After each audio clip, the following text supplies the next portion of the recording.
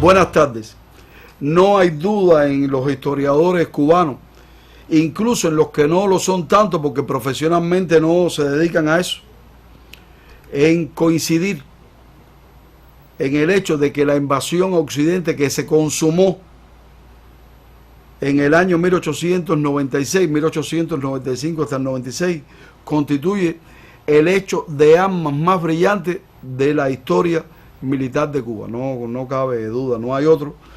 Se intentó en la guerra de los 10 años, era una necesidad, dado que estaban en combate contra España, Oriente, Camagüey y Las Villas, que también lo estuvieran Matanza, La Habana y Pinar del Río.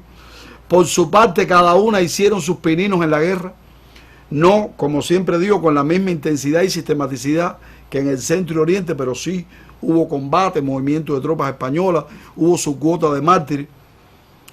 Sin embargo, era una necesidad, por eso mismo, que la invasión llegara a esta parte del país si aquí no se incorporaban a la guerra. ¿Por qué? Porque la mayoría de los que tenían el control del movimiento cooperativo tenían más interés en mantener la economía que en alcanzar la independencia. Porque se tenía miedo que la guerra se convirtiera después en una dictadura de negros sobre blanco. Porque tenían miedo que sucediera lo que sucedió en Haití, donde los mulatos y negros expulsaron a los franceses. Había de todo. Y la realidad, la gran realidad, independientemente de la amplia represión que desató España sin límites ninguno para coaccionar al movimiento revolucionario, todo eso llevó a que no se incorporara Occidente a la guerra. Era necesario entonces traerla.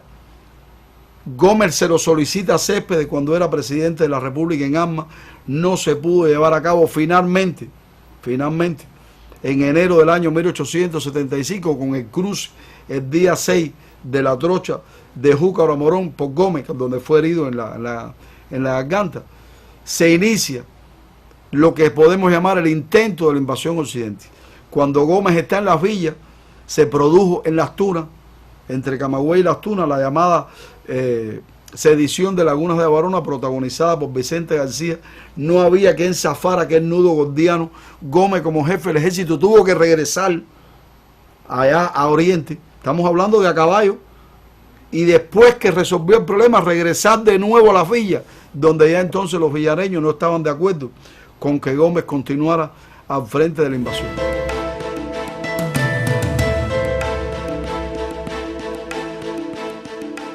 De la campaña invasora de Gómez y Maceo pudiéramos hablar muchísimo, pero por supuesto vamos a dedicar el tiempo que nos dé el programa a la parte correspondiente a las acciones que tuvieron lugar con la campaña invasora, pero en territorio artemiseño. No podemos dejar de mencionar el combate de Maltiempo, el de Coliseo, el de Calimete, el lazo de la invasión, todos los obstáculos que tuvieron que atravesar para poder entrar o bordear La Habana, para después entrar a Pinar del Río.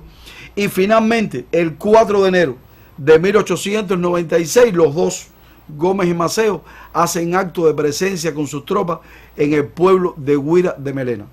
Fue el primer pueblo de la actual provincia de Artemisa tocado por la magia de aquellos dos seres coronados por la invasión a Occidente.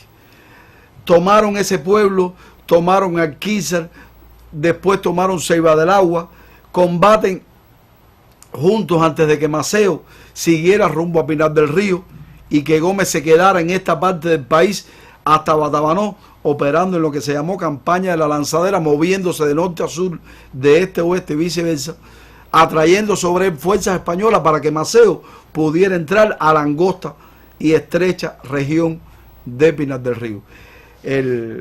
Tomó el pueblo de Cabañas el día 9 de enero. Entonces el primer pueblo pinareño fue el último de los de Artemisa que tomó.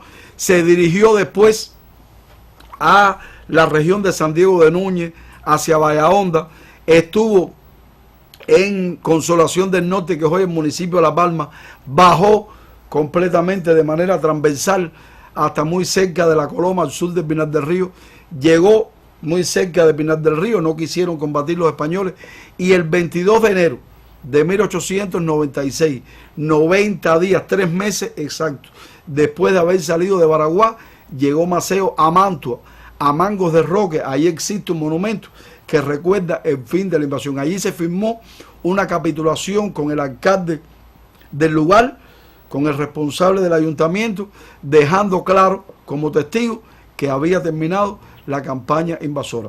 Como después siguió operando en esta parte del país, salió, combatió a Antonio Maceo en Neptuno el 15 de marzo de 1896.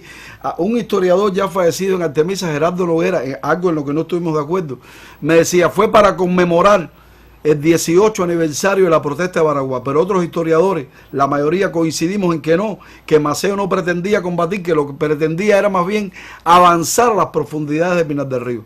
Bueno, lo hizo, y por ese mismo sistema de operaciones en Pinar del Río, después del 22 de enero que llegó a Mantua, que regresó a Matanza, que se encontró con Gómez, que volvió y entró a Artemisa el 15 de marzo, hasta que salió por el Mariel los primeros días de diciembre para caer en combate en Bauta. Muchas personas dicen que la campaña de invasión no terminó, y este es uno de los vericuetos de la historia, algo muy subjetivo, el 22 de enero en Mantua, que siguió hasta el último día de la vida de Antonio Maceo. Hay otros que le llaman a aquello la campaña invasora, y a esta segunda parte, cuando Maceo entra por Artemisa, por Neptuno, combatiendo el 15 de marzo del 96, a esa parte le llaman la campaña de Pinar del Río, y a todas las campañas en general le llaman la campaña de Occidente. Así se clasifica, como en la medicina se especializan en determinada rama los médicos. Bueno, en la historia sucede esto y muchas veces se divide. En lo personal, creo que sí, que la invasión terminó su cometido el día 22 de enero en Mantua, y que todo lo otro después fue una campaña en Pinar del Río. ¿Qué recordar de esta parte de Artemisa? Por supuesto que no puedo dejar de recordar el combate de Soroa. No puedo dejar de, en octubre del año 96, el combate de Cacarajícara en el mes de abril, utilizando trincheras de piedra, de madera, de tierra, que diseñó el general chileno Pedro Vargas Sotomayor, que después murió en noviembre del año 96 ahí. El bombardeo al pueblo de Artemisa el 22 de octubre, un día antes del combate de Soroa, en el que Maceo avisó al general Juan Arolas y Espuble que evacuara la población, que iba a combatir, que iba desde la finca Calderón, muy cerca donde está hoy el centro recreativo Los Laureles, iba a bombardear Artemisa. Este no lo hizo, no avisó al pueblo, se fue a Guanajay, evadieron el combate los españoles, y los heridos fueron más bien pocos, pero de la población. No podía dejar de mencionar esas acciones que tienen que ver con la invasión en Artemisa, así como el cruce de la trocha de Mariela Majana por la bahía de Mariela, y finalmente la caída de Antonio Maceo en combate.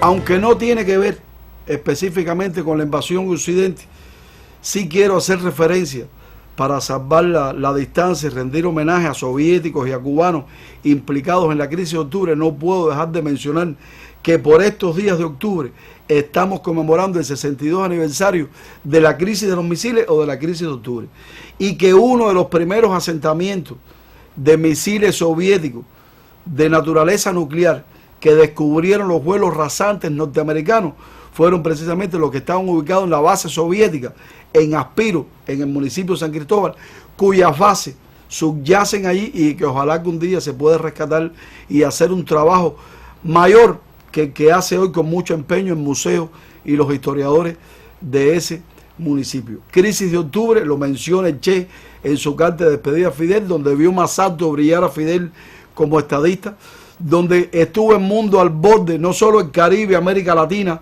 el continente americano, estuvo el mundo al borde de una tercera guerra mundial, esta vez de carácter nuclear, dado el hecho de que, viéndose amenazado el gobierno norteamericano, implantó un bloqueo naval a Cuba. La resistencia del pueblo, la posición de Fidel fueron siempre terminantes. Si no se cumplían con determinados puntos, no habría retiro de los cohetes, lo que sí sucedió a espaldas de Cuba por un acuerdo entre la Unión Soviética y los Estados Unidos. Pero no podía dejar de mencionar en este programa, al que ya a este tema ya le hemos dedicado algún programa, pero no podía pasarlo por alto. Yo los dejo, no sin antes prometerle que pronto vuelvo con otra historia. Usted recuerde, si quiere conversar sobre este tema con otra persona, lo escuchó aquí en Vericuetos. Allá en el año 95, por las selvas del Mayarí. Una mañana dejó el bohío y a la Manigua se fue el Mambí.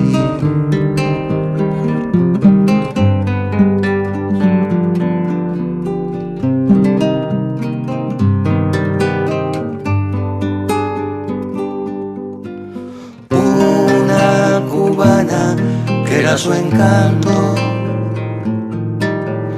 aquí en la noche llorando vio. Al otro día con su caballo buscó sus huellas y le siguió. Aquella niña de faz trigueña, de ojos más negros que la maldad, unió su fuego a mi fiereza y dio su vida a la libertad. Un día triste cayó a mi lado, su hermoso pecho sangrando vi, y desde entonces fue más ardiente. Cuba dorada, mi amor por ti. Y desde entonces fue más ardiente.